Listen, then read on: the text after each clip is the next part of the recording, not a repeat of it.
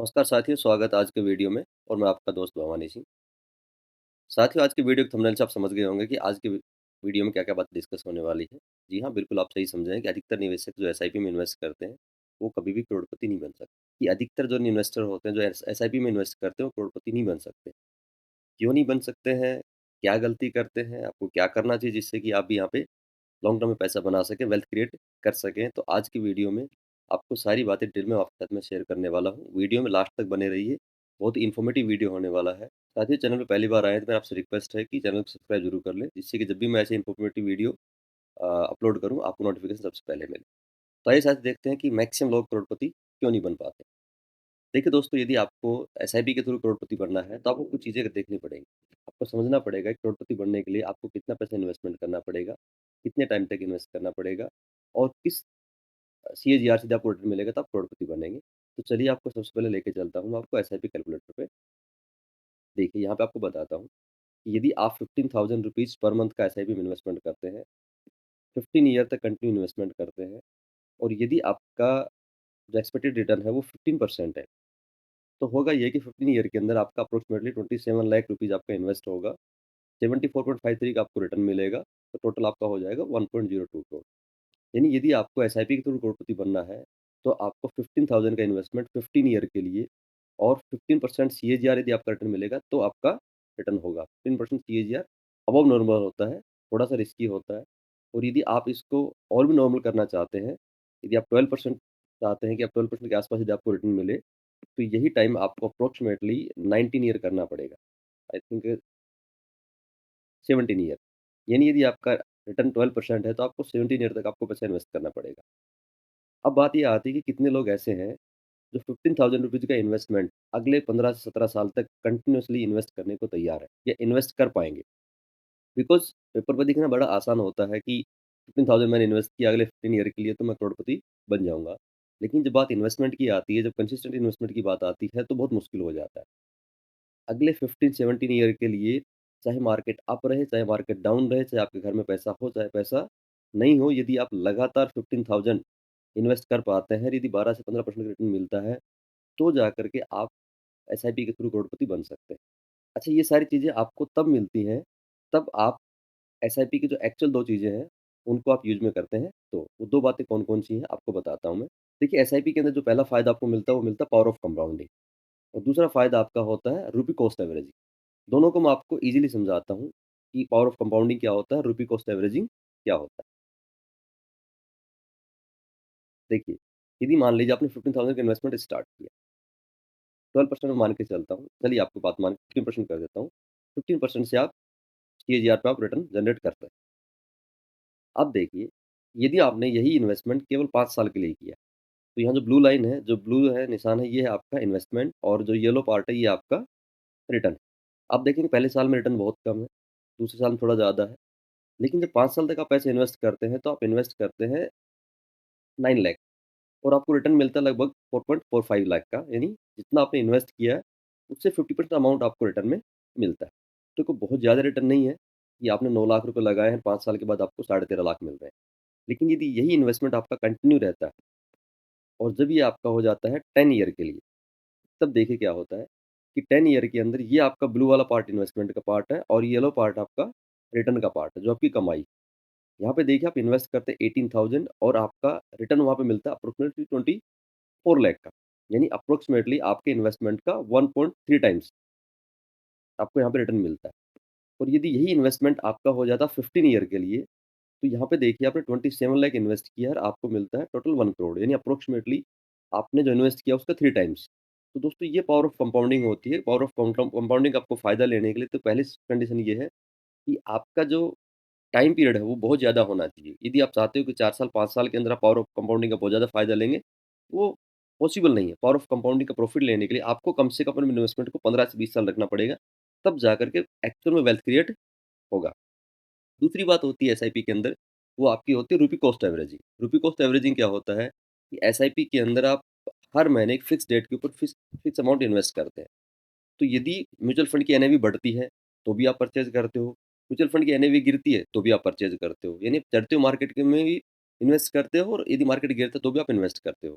तो long term में क्या होता है एवरेज होते कि कभी आपका हाई पे इन्वेस्ट होगा, कभी आपका लो पे इन्वेस्ट होगा, तो एक टाइम पीरियड के बाद में आपका इन्वेस्टमेंट क्या होगा, एक एवरेज हो जाएगा और यही पावर होती है एसआईपी के थ्रू। लेकिन एक्चुअल में क्या होता है कि जो थोड़ी देर पहले मैंने आपसे बात किया था कि क्या कितने इन्वेस्टर ऐसे हैं जो अपने इन्वेस्टमेंट को 15 ईयर के लिए होल्ड कर पाते हैं या लगातार 15 साल तक वो लोग पैसा इन्वेस्ट कर सकते हैं। ये एक बहुत इंपॉर्टेंट बात है। चलिए साथियों, अब आते हैं अपने मेन टॉपिक पे कि मुझे ऐसा क्यों लगता है कि मैक्सिमम जो इन्वेस्टर हैं वो एसआईपी के थ्रू वेल्थ क्रिएट नहीं कर सकते हैं, उसके पीछे कुछ चीज़ें हैं, कुछ बातें जो आपके साथ मैं शेयर करने वाला हूँ। देखिए, उसके पीछे पहला रीज़न ये है कि जो 70% एसआईपी होती है, वो लेस देन 3 ईयर के अंदर आपका वो लोग एसआईपी स्टॉप कर देते हैं। यानी आज यदि किसी ने एसआईपी स्टार्ट की है तो 3 साल से पहले-पहले उसका एसआईपी बंद हो जाता है। और दूसरा ये है कि ओनली 3% इन्वेस्टर ऐसे होते हैं जो अपनी एसआईपी को 5 साल से ज़्यादा लंबे टाइम तक कंटिन्यू रख पाते हैं। आपको सुन के शौक लगेगा, लेकिन हाँ, ये रियलिटी है कि 100 में से ओनली 5 इन्वेस्टर ऐसे हैं जो अपनी एसआईपी को 5 ईयर से ज़्यादा इन्वेस्ट कर पाते हैं, उसको लगातार रख पाते हैं। इसलिए मैंने आपको पहले बोला था कि 15 साल तक तो किसी भी एसआईपी के अंदर इन्वेस्ट करना बहुत मुश्किल है। करोड़पति बनने की तो बात ही अलग है। 97% लोग तो 5 साल के अंदर-अंदर एसआईपी बंद करके चले गए। साथियों, इन्वेस्टमेंट से पैसा बनाना इतना आसान नहीं है। 15 ईयर तक यदि आपको इन्वेस्ट करना है तो आपके पास नॉलेज होनी चाहिए, आपके पास साइकोलॉजी होनी चाहिए, आपके पास में रिस्क लेने की कैपेसिटी होनी चाहिए, तभी जाकर के आप अपने इन्वेस्टमेंट को 15 ईयर तक होल्ड कर सकते हैं, तभी जाकर के आप करोड़पति बन सकते हैं। अच्छा, ये जो मैंने आपसे बातें बताई है कि 70% जो लोग ऐसे हैं जो 3 साल से पहले एसआईपी को बंद कर देते हैं, 97% लोग ऐसे हैं जो 5 साल के तक एसआईपी को बंद कर देते हैं। ये मैं बातें कोई हवाई-हवाई बातें नहीं कर रहा हूँ, मैं आपको कुछ प्रैक्टिकल चीज़ें दिखा रहा हूँ कि एक्चुअल मार्केट में क्या हो रहा है। ये देखिए साथियों, ये द इकोनॉमिक टाइम्स का ये रिपोर्ट है, आपको गूगल करेंगे तो आपको मिल जाएगा। इसमें रिपोर्ट में बोला गया है कि 50% जो mutual funds get redeemed within a year, यानी 50% जो म्यूचुअल फंड है, वो लोग पहले साल में ही निकाल लेते हैं। और यदि आपको वेल्थ क्रिएट करना है, तो वेल्थ क्रिएट की पहली कंडीशन ये है कि आपको लॉन्ग टर्म तो पैसा इन्वेस्ट करना पड़ेगा। मैक्सिमम जो लोग हैं, जिन्होंने वेल्थ क्रिएट किया है या आप भी आपने भी देखा होगा कि किसी भी इंसान के पास में जो एक्चुअल के अंदर वेल्थ बनता है, जो मोटा पैसा बनता है, वो बनता है पीपीएफ के अंदर। और पीपीएफ के अंदर बड़ा पैसा इसलिए बन पाता है कि उसकी 2 कंडीशंस होती हैं। पहली कंडीशन ये है कि आपके पास जो पैसा आपके अकाउंट में आने से पहले कट जाता है। यानी जो आपका इन्वेस्टमेंट है, वो पैसिव इन्वेस्टमेंट है, उसमें आपको दिमाग नहीं लगाना पड़ता है। तो आपका जो लाइफ़स्टाइल होता है, वो ये नहीं है कि आपका टोटल अमाउंट सैलरी कितनी है। आपका लाइफ़स्टाइल डिसाइड होता है कि आपके हाथ में कितना पैसा आता है। एम आई राइट? और दूसरा ये है कि पीपीएफ से पैसा निकालना इतना आसान नहीं है। यदि आपको कभी 50,000 लाख रुपए ज़रूरत भी पड़ती है, तो आप क्या करते हैं, दोस्तों से उधार लेकर के इधर-उधर से एडजस्ट करके आप अपना काम चला लेते हैं, आप पीपीएफ को नहीं छेड़ते। इसलिए वहाँ पे क्योंकि लॉन्ग टर्म तक आप पैसा इन्वेस्ट करते रहते हैं, लॉन्ग टर्म तक आपका पैसा वहाँ पे जाता रहता है, इसलिए आपका एक अच्छा खासा कॉर्पस वहाँ पे जुड़ जाता है। म्यूचुअल फंड के अंदर एक बहुत अच्छी चीज़ ये है कि आपको जब भी ज़रूरत पड़े, तब आप अपने पैसे को यहाँ पे निकाल सकते हो, क्योंकि यहाँ पे हाइली लिक्विड इंस्ट्रूमेंट है ये। लेकिन यही इसकी सबसे बड़ी प्रॉब्लम है, क्योंकि लोग इन्वेस्टमेंट स्टार्ट करते हैं, जैसे छोटा-मोटा काम पड़ता है, सबसे पहले वो एसआईपी को तो बंद करते हैं, या सबसे पहले वो म्यूचुअल फंड को रिडीम करते हैं। तो यदि आप म्यूचुअल फंड से पैसा बनाना चाहते हैं, तो एक चीज़ आप समझ लीजिए कि आपको यहाँ पे लॉन्ग टर्म तो पैसा इन्वेस्ट करना पड़ेगा। दूसरी बात, ये देखिए, ये मैं आपको ये आज की नहीं है, आज डेट है 31 दिसंबर 24 है और ये जो न्यूज़ है, ये न्यूज़ है 11 दिसंबर की, यानी बहुत पुराना न्यूज़ नहीं है और ये न्यूज़ कहाँ पर है आपको दिखाता हूँ, इसका पूरी डिटेल आपको बताता हूँ। ये देखिए, ये आपका मनी कंट्रोल है और ये मनी कंट्रोल की न्यूज़ है 11 दिसंबर की। ये न्यूज़ क्या है कि एसआईपी स्टॉपेज रेशियो लगातार चौथे महीने बढ़ा। क्या इसका मतलब है कि शेयरों में निवेशकों की दिलचस्पी घट रही है? ये देखिए, लगातार चौथे महीने सिप स्टॉपेज रेशियो बढ़ा है। खास बात ये है कि नए सिप अकाउंट रेशनिंग की रफ्तार भी घटी है। लगातार दूसरे महीने इसमें गिरावट देखी है। नवंबर में सिप स्टॉपेज रेशियो बढ़कर 79.12% पहुँच गया है। ये सिप स्टॉपेज रेशियो क्या होता है कि इसमें इसमें क्या होता है, कैलकुलेट करते हैं कि कितने नए लोग एसआईपी स्टार्ट कर रहे हैं और कितने ने पुराने लोगों ने एसआईपी बंद कर दिया, उससे एसआईपी स्टॉपेज रेशियो निकल के आता है। अब देखिए यहाँ पे नए सिप अकाउंट रेशेस में भी गिरावट, जो एमफी है, association of mutual fund of India AMFI, इसके डाटा के मुताबिक नवंबर में 49 लाख नए एसआईपी अकाउंट्स रजिस्टर्ड हुए। ये अक्टूबर में 63.7 लाख के मुकाबले काफ़ी कम है। यानी अक्टूबर में जो नए एसआईपी अकाउंट खुले थे, वो लगभग-लगभग 64 लाख थे और नवंबर में खुले 49 लाख। कितने कम है? नवंबर में एसआईपी कंटिन्यूअस बढ़ कर के 39.1 लाख पहुँच गया है। ये अक्टूबर में 38.8 लाख के मुकाबले काफ़ी ज़्यादा है। यानी जिन लोगों ने एसआईपी बंद किया था अक्टूबर महीने में, वो थे लगभग 38.8 लाख और नवंबर महीने में कितनी है 39.1% 14% लोग ऐसे जिन्होंने अपनी एसआईपी को बंद कर दिया। इसमें नवंबर में सिप स्टॉपेज रेशियो बढ़कर 79.12% पहुंच गया है। ये मई के 88.38% के ऑल टाइम हाई के बाद सबसे ज़्यादा ये है। अब आपको बताता हूँ दोस्तों कि जो अ, एसआईपी स्टॉपेज रेशियो है, ये कब-कब कितना रहा है। ये देखिए मई 2020 जब मार्केट में कोविड की वजह से मार्केट अप्रोक्सिमेटली 38-39% तक का करेक्शन मार्केट ने लिया था। उस टाइम ये जो एसआईपी स्टॉपेज रेशियो था, ये अप्रोक्सिमेटली 80% था।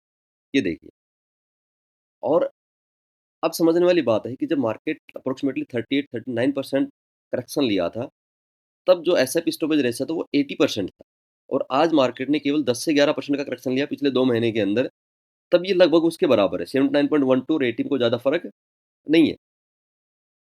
अब बात ये आती है कि ये इतना ज़्यादा एसआईपी स्टॉपेज रेशियो बढ़ा क्यों है? ये देखिए, इसी रिपोर्ट के अंदर है, आप आराम से देख सकते हैं। इस रिपोर्ट का मैं लिंक भी वीडियो के डिस्क्रिप्शन में डाल दूँगा, यदि आप ज़्यादा इंटरेस्टेड हो तो पढ़ सकते हैं। ये देखिए, जो आनंद राठी वेल्थ है, उसके डिप्टी सीईओ फिरोज़ अजीज़ का कहना है कि सिप स्टॉपेज रेशियो में इज़ाफ़े से चिंतित होने की ज़रूरत नहीं है, क्योंकि उन्होंने कहा कि डायरेक्ट और रेगुलर सिप में बड़ा फ़र्क है। यहाँ देखिए, बहुत इंपॉर्टेंट बात आपके साथ में शेयर कर रहे हैं, फिरोज़ अजीज़ सर, कि डायरेक्ट और रेगुलर सिप में बड़ा फ़र्क है। डायरेक्ट सिप में टेक्नोलॉजी की बड़ी भूमिका होती है। टेक्नोलॉजी की वजह से डायरेक्ट सिप शुरू करना और स्टॉप करना बहुत आसान होता है। इसलिए स्टॉक मार्केट में गिरावट या उतार-चढ़ाव होने पर इन्वेस्टर सिप स्टॉप करते हैं। इसकी एक बड़ी वजह यह है कि उन्हें सही सलाह नहीं मिलती है। अगर रेगुलर सिप में फाइनेंशियल एडवाइज़र की भूमिका होती है, कुछ इन्वेस्टमेंट वॉल्यूम में इसकी बड़ी हिस्सेदारी है। देखिए दोस्तों, ये जो बात इन्होंने बताई है, यही मेन रीज़न है, ये जो एसआईपी स्टॉपेज रेशियो जो बढ़ा है, उसके बारे में। रेगुलर में इन्वेस्ट करना चाहिए, डायरेक्ट में इन्वेस्ट करना चाहिए, ये सारी बातें आपको वीडियो में आगे बताऊँगा। लेकिन जो मैक्सिमम जो इन्वेस्टर हैं, जो आज के टाइम जिन्होंने एसआईपी स्टॉप किया है, ये वो लोग हैं जिन्होंने कोविड के बाद में मार्केट में एंट्री किया और आज सोशल मीडिया के थ्रू, यूट्यूब के थ्रू जितने भी जो इन्फ्लुएंसर हैं, जो खास करके फिन इन्फ्लुएंसर हैं, वो एक बात हमेशा बोलते रहते हैं कि यदि आपको म्यूचुअल फंड में इन्वेस्टमेंट करना है, तो आपको डायरेक्ट म्यूचुअल फंड में स्कीम में इन्वेस्ट करना चाहिए, रेगुलर में नहीं करना चाहिए जी बिकॉज़ वहाँ पर आपको कुछ जो रिटर्न है वो कम मिलते हैं। ये सारी बातें आज की वीडियो में आपसे डिस्कस करने वाला हूँ। वीडियो में आप बने रहिए, सारी चीज़ें आपको यहाँ पे आज सीखने को मिलेंगी। दोस्तों, अभी तक हमने देखा कि मैक्सिमम जो नए इन्वेस्टर हैं, जिन्होंने कोविड के बाद में मार्केट में एंट्री बनाई है एसआईपी के थ्रू, उनको लगता है कि एसआईपी में इतना ही रिटर्न मिलता है और जिनके पास कोई गाइडेंस नहीं है, वो मैक्सिमम लोग ऐसे हैं, जो एसआईपी को पिछले 4-5 साल के अंदर विदिन 5 ईयर स्टॉप करके चले जाते हैं। अब हम बातें डिस्कस करेंगे कि आपको म्यूचुअल फंड में इन्वेस्टमेंट रेगुलर स्कीम में करना चाहिए या डायरेक्ट स्कीम में करना चाहिए। पहले आपको बताता हूँ कि रेगुलर क्या होती है और डायरेक्ट क्या होता है। डायरेक्ट स्कीम वो होती है जिसके अंदर जो भी इन्वेस्टर होता है, वो डायरेक्टली जाकर के एएमसी से कॉन्टैक्ट करता है, चाहे एएमसी के वेबसाइट के थ्रू, कैम्प्स के थ्रू या फिर अपने ब्रोकर के थ्रू। तो वहाँ पर आपका जो एसआईपी इन्वेस्टमेंट होता है, वो डायरेक्ट होता है। इसमें आपको फ़ायदा ये मिलता है कि जो रेगुलर स्कीम होती है, उसके अंदर म्यूचुअल फंड एडवाइज़र, डिस्ट्रीब्यूटर का बीच में कमीशन इंक्लूड होता है, जिसकी वजह से वहाँ पे एक्सपेंस रेशियो बढ़ जाता है और आपको रिटर्न कम मिलता है। कितना कम मिलता है, ये सारी सारी बातें मैं डिस्कस करूँगा इसी वीडियो में।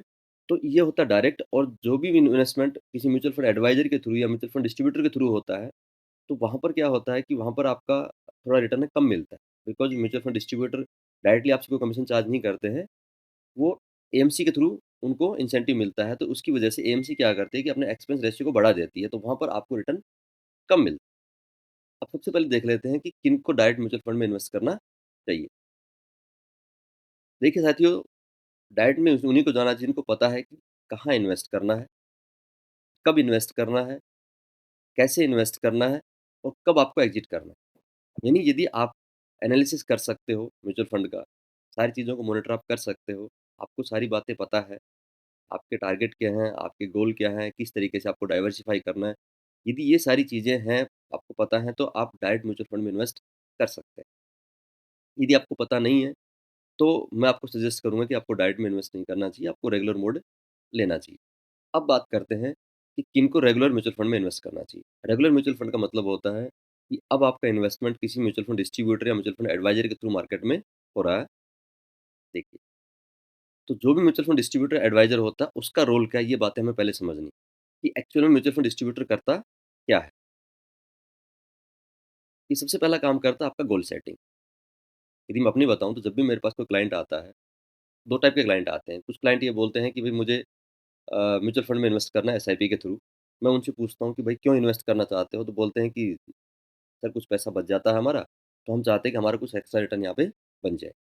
दूसरे क्लाइंट वो आते हैं, जो चाहते हैं कि उनके पास एक गोल होता है, एक टारगेट होता है कि मुझे इस काम के लिए चाहिए, मुझे बच्चे के एजुकेशन के लिए पैसा इन्वेस्ट करना है, मुझे बच्चे की शादी के लिए पैसा इन्वेस्ट करना है।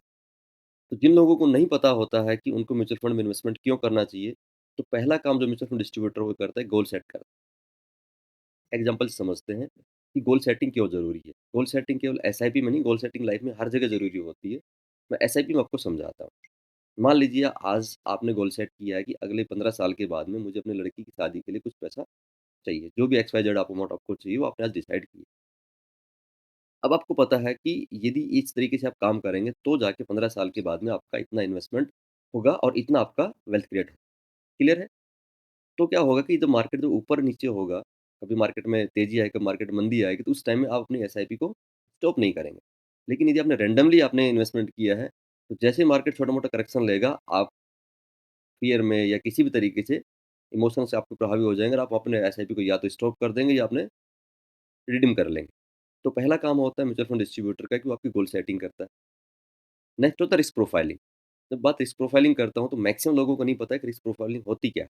रिस्क प्रोफाइलिंग का मतलब होता है कि यदि आपके इन्वेस्टमेंट के साथ में कुछ गलत होता है, कुछ गलत का मतलब है कि फॉर एग्ज़ाम्पल आपने इन्वेस्ट किया आज 1 लाख रुपीज़ और कल यदि आपका इन्वेस्टमेंट किसी भी वजह से मार्केट में किसी वजह से करेक्शन हो सकता है, यदि 1 लाख का इन्वेस्टमेंट कल गिर कर के 70,000 का हो जाता है, तो क्या वहाँ पर भी आप अपने इन्वेस्टमेंट को होल्ड करते हैं? या वहाँ पर आप डर करके अपने इन्वेस्टमेंट को रिडीम कर लेते हैं? इस प्रोफाइल के ऊपर मेरे को एक बात याद आ गई। एक बार मेरे पास एक क्लाइंट आया, जो कि प्राइवेट कंपनी में काम करते हैं और अप्रोक्सिमेटली 80,000 के आस-पास उनकी सैलरी। उन्होंने बोला कि सर मैं एट 10,000 रुपीज़ का मंथली एसआईपी करना चाहता हूँ। तो मैंने उनसे ऐसे ही पूछ लिया कि भाई किस काम के लिए है? तो बोला सर ऐसे-ऐसे मुझे बच्चे के एजुकेशन के लिए मुझे कुछ 10 साल के लिए पैसा इन्वेस्ट करना है। तो मैंने उनसे पूछा कि आप रिस्क कितना ले सकते हो? तो बोले सर रिस्क की कोई टेंशन अपने को नहीं है। अच्छी खासी अपनी सैलरी आज आ रही है, लिमिटेड कंपनी में काम करते तो ऐसा भी नहीं है कल नौकरी चली जाएगी और टाइम भी अपने पास 10 साल ज़्यादा का है तो कोई दिक्कत नहीं है, आप फुल रिस्क लेके काम कर सकते हैं। मैंने देखा कि ठीक है, आज उनकी सैलरी ठीक है, सारी चीज़ें स्टेबल हैं और 10,000 की एसआईपी करने को वो तैयार हैं। लेकिन उनका जो जॉब है वो गवर्नमेंट जॉब नहीं है, यानी 100% सिक्योर जॉब उनका नहीं। तो मैंने उनको बताया कि देखिए आप बहुत ज़्यादा रिस्क मत लीजिए, बिकॉज़ होगा ये कि आज तो सारी चीज़ें सही है, पिछले 4 साल से आप मार्केट देख रहे हो, बड़ा अच्छा मार्केट में रिटर्न भी दिया है, ऐसा रिटर्न मार्केट में आता नहीं है। बाय चांस यदि मान लीजिए, कल आपके साथ कुछ हो गया, मार्केट में कुछ हो गया, मार्केट में करेक्शन आ गया, मंदी आ गया और उस टाइम में मार्केट गिर गया, आपके इन्वेस्टमेंट की वैल्यू कम हो गई और उसी टाइम में अंत क्या हुआ कि मंदी की वजह से कंपनी ने क्या किया कि आपको निकाल दिया और आपको पैसे की रिक्वायरमेंट है, तो उस टाइम आप क्या करेंगे? आपको अपना इन्वेस्टमेंट जो है उसको सेल करना पड़ेगा। तो आपको रिस्क तो लेना चाहिए, लेकिन आपको रिस्क बहुत ज़्यादा रिस्क नहीं लेना चाहिए। मेरी बात उनको समझ में आई कि बिल्कुल सही है। तो ये काम होता है म्यूचुअल फंड एडवाइज़र का कि अपने क्लाइंट के रिस्क को समझता है, उसके बाद उनको सजेस्ट करते हैं इन्वेस्टमेंट। नेक्स्ट काम होता है दोस्तों म्यूचुअल फंड एडवाइज़र का, वो होता है स्कीम सिलेक्शन। आज देखिए मार्केट में लगभग 2,500 के आस-पास स्कीम है। उस 2,500 स्कीम में से आपके पोर्टफोलियो में कौन-सी 4, 5, 6, 7 स्कीम होंगी, ये कौन डिसाइड करेगा? हाँ, आज मैं मानता हूँ कि इंटरनेट के ऊपर ऐसे-ऐसे टूल अवेलेबल हैं जो आपको काम बहुत ईज़ी कर देते हैं, लेकिन उसके अंदर भी बहुत सारा काम यहाँ पे होता है। सबसे पहले आपका एसेट एलोकेट होता है कि आपका जो भी इन्वेस्टमेंट अमाउंट है उसमें से कितना अमाउंट किस कैटेगरी में इन्वेस्ट होगा। उसके बाद उस कैटेगरी के अंदर जो बेस्ट स्कीम होती है, कोशिश किया जाता है उसमें आपका इन्वेस्टमेंट स्टार्ट हो और उसके साथ आती है आपकी पोर्टफोलियो की मॉनिटरिंग। क्योंकि जो भी इन्वेस्टमेंट आपका आज स्टार्ट हुआ है, वो ज़रूरी नहीं है कि अगले 6 साल, 5 साल, 10 साल तक वही पोर्टफोलियो आपका सेम चलेगा। हो सकता है कि बीच-बीच में आपके रीबैलेंसिंग की आपको ज़रूरत पड़ जाए। हो सकता है कुछ स्कीम अच्छा परफ़ॉर्म नहीं कर रही हो, कोई मार्केट में दूसरा स्कीम बढ़िया परफ़ॉर्म करना स्टार्ट कर दे। तो वहाँ पर आपके पोर्टफोलियो की मॉनिटरिंग बहुत ज़रूरी है। तो साथ ही यदि ये सारे काम आप खुद से कर सकते हैं, तो मैं आपको सजेस्ट करूँगा कि आप रेगुलर में इन्वेस्ट मत कीजिए, आप डायरेक्ट में इन्वेस्ट कीजिए। यदि ये सारे काम आप खुद से नहीं कर सकते हो, तो मेरा आपको सजेशन यही है कि कोई एक अच्छा सा म्यूचुअल फंड एडवाइज़र या डिस्ट्रीब्यूटर को पकड़िए, उनसे आप अपनी चीज़ें डिस्कस कीजिए और उनके थ्रू आप म्यूचुअल फंड में मार्केट में इन्वेस्ट कीजिए। यदि आप भी एक एक्सपर्ट म्यूचुअल फंड एडवाइज़र के थ्रू मार्केट में अपना पैसा इन्वेस्ट करना चाहते हैं, तो आप हमसे कॉन्टैक्ट कर सकते हैं। हमारा नंबर आपको वीडियो के डिस्क्रिप्शन में मिल जाएगा। साथ ही यदि अभी तक हमें आपको मेरा वीडियो पसंद आ रहा है, तो वीडियो को लाइक ज़रूर कीजिए। देखिए शायद 2 बातें होती हैं, एक होता है गोल और दूसरी होती है उस गोल की कॉस्ट। गोल को पूरा करने के लिए कुछ आपका एक्सपेंस होता है, कुछ आपकी कॉस्ट आपको पे करनी पड़ती है।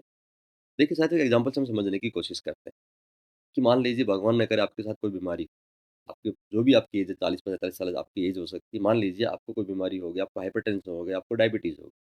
अब आपको पता है कि हाइपरटेंशन और जो डायबिटीज़ है ये लाइफ लॉन्ग बीमारी है। आपके 25 साल, 30 साल, 35 साल जब तक आप ज़िंदा रहेंगे तब तक आपको डॉक्टर को विज़िट करना पड़ेगा और हर महीने आपको डॉक्टर को फ़ीस पे करनी पड़ेगी। अब आप बोलते हैं कि मैं क्यों हर महीने 500-700 हज़ार रुपए डॉक्टर को पे करूँ?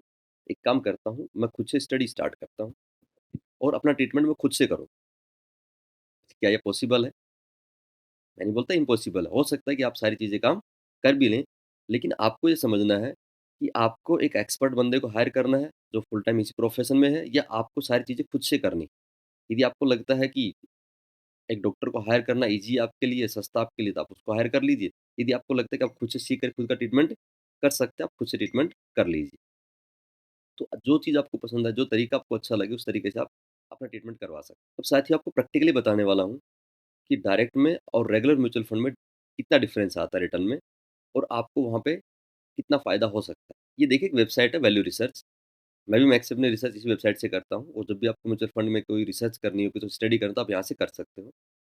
मैंने आपके लिए यहाँ पे देखिए एक फंड की दोनों स्कीम ली है। ये है Nippon India large cap category में बहुत अच्छा फंड है। मेरा रिकमेंडेशन नहीं है लेकिन बढ़िया अच्छा फंड, लेकिन अच्छा फंड है ये। निप्पॉन इंडिया लार्ज कैप ये डायरेक्ट स्कीम है और ये है Nippon India large cap regular scheme. यानी इसमें डिस्ट्रीब्यूटर का कमीशन नहीं है और इसमें डिस्ट्रीब्यूटर का कमीशन। अब देखते हैं कि इस फंड ने पिछले 10 साल में दोनों कैटेगरी में किस हिसाब से रिटर्न दिया है। ये देखिए, यदि आपने पैसा लगातार 10 साल तक इसमें पैसा इन्वेस्ट किया, मान के चलते हैं कि 2 दोस्त हैं राम और श्याम। राम ने क्या किया कि अपना पैसा इन्वेस्ट किया डायरेक्ट में और श्याम ने क्या किया उसी पैसे को इन्वेस्ट किया रेगुलर में किसी एडवाइज़री के थ्रू। तो अब क्या हुआ कि राम को रिटर्न मिला अप्रॉक्सिमेटली 15% का और श्याम को रिटर्न मिलता है अप्रॉक्सिमेटली 14% का 10 ईयर में। 7 ईयर में राम को मिलता है लगभग 15.5% का और श्याम को मिलता है 14.5% का। 5 साल में देखते हैं तो राम को मिलता है 20.17 का और श्याम को मिलता है 19.15 का। यानी यहाँ पे आप देख रहे हैं कि जो श्याम है, जो एक एडवाइज़र के थ्रू मार्केट में गया है, उसको 1% का रिटर्न कम मिला। आप मेरी बात को एग्री करते हैं? क्योंकि मैंने आपके सामने ही दोनों स्कीम मैं आपसे कंपेयर कर रहा हूँ। अब देखते हैं उसमें किसको कितना नुकसान होता है। तो देखिए, मान के चलते हैं कि दोनों ने 10,000 का इन्वेस्टमेंट किया। 10,000 का इन्वेस्टमेंट है 10 ईयर के लिए और पहले श्याम का देख लेते हैं जिसको कम मिला है, उसको मिला है 14% से। तो 12 लाख आपका इन्वेस्टमेंट हुआ है और उनपे जो रिटर्न मिला है उसको मिला है 14.21 लाख यानी 14,21,000 का रिटर्न उसको मिला है। वहीं पर राम जो डायरेक्ट में गया था तो उसको रिटर्न कितना मिलता है देखते हैं। उसको मिलता है 15,87,000 का। यानी श्याम को एडवाइज़र के थ्रू जाने पर 1,61,000 रुपए का नुकसान हो। आई थिंक कितना होगा? 1,60,000 के आस-पास का, 1.5 लाख के आस-पास का उनको नुकसान होता है। वो नुकसान तब है तब दोनों के दोनों ने इन्वेस्टमेंट लगातार 10 साल तक किया है। अब जो डायरेक्ट करता है, खुद से करता है, वो 10 साल तक टिकेगा, नहीं टिकेगा उसका मुझे नहीं पता, लेकिन हम एक आइडियल सिनेरियो लेके चलते हैं कि दोनों ने किया है। अब बिकॉज़ जो इंसान ₹10,000 मंथली इन्वेस्टमेंट कर रहा है एसआईपी के अंदर, उसका मतलब है कि उसके पास कम से कम 20,000 का सेविंग होगा। जिसके पास 20,000 का सेविंग होगा, उसका मतलब कम से कम उसकी इनकम 80-90,000 के आस-पास होगी। तो 80-90,000 में बंदा जो कमाता है, यदि उसके पास कुछ स्किल होगी जिसकी वजह से 80-90,000 कमाता है। अब यदि वो डायरेक्ट म्यूचुअल फंड में इन्वेस्टमेंट करता है, तो सिंपल सी बात है, उसको अपना टाइम, अपना एफर्ट यहाँ पे इन्वेस्ट करना पड़ेगा। अब होगा ये कि राम जिसने सारा काम खुद से किया और श्याम जिसने कुछ भी नहीं किया, एक एडवाइज़र के थ्रू मार्केट में इन्वेस्ट करता है, तो राम ने क्योंकि सारा काम खुद से किया, तो हो सकता है उसको कम से कम ज़्यादा नहीं तो डेली का आधा घंटा तो मान के चलूँगा, 10 से 15 घंटे महीने का तो इन्वेस्टमेंट मान के चलूँगा उसको, क्योंकि अपने पोर्टफोलियो को रेगुलर मॉनिटर भी करना पड़ेगा, स्टडी भी उसको करना पड़ेगा और राम को ये सब कुछ करने की ज़रूरत है नहीं। अब जो श्याम जिसने एडवाइज़र के थ्रू इन्वेस्ट किया है, मैं ये मान के चलता हूँ उसको 1.5 लाख रुपए का नुकसान हुआ। अब वो चाहता है कि उसको 1.5 लाख रुपए की भरपाई करनी है, तो उसको करना क्या पड़ेगा?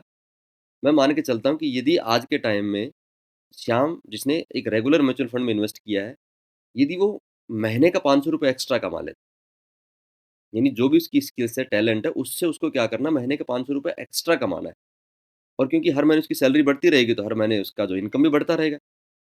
तो मैं ये मान के चलता हूँ कि वो ₹500 से स्टार्ट करता है और 10% की स्टेप अप करता है अपने जो उसने एक्स्ट्रा कमाई कमाई किया है उस टाइम जिस टाइम को म्यूचुअल फंड एनालिसिस करने में लगा था, उसी टाइम के अंदर उसने क्या किया ₹500 महीने का एक्स्ट्रा कमा लिया।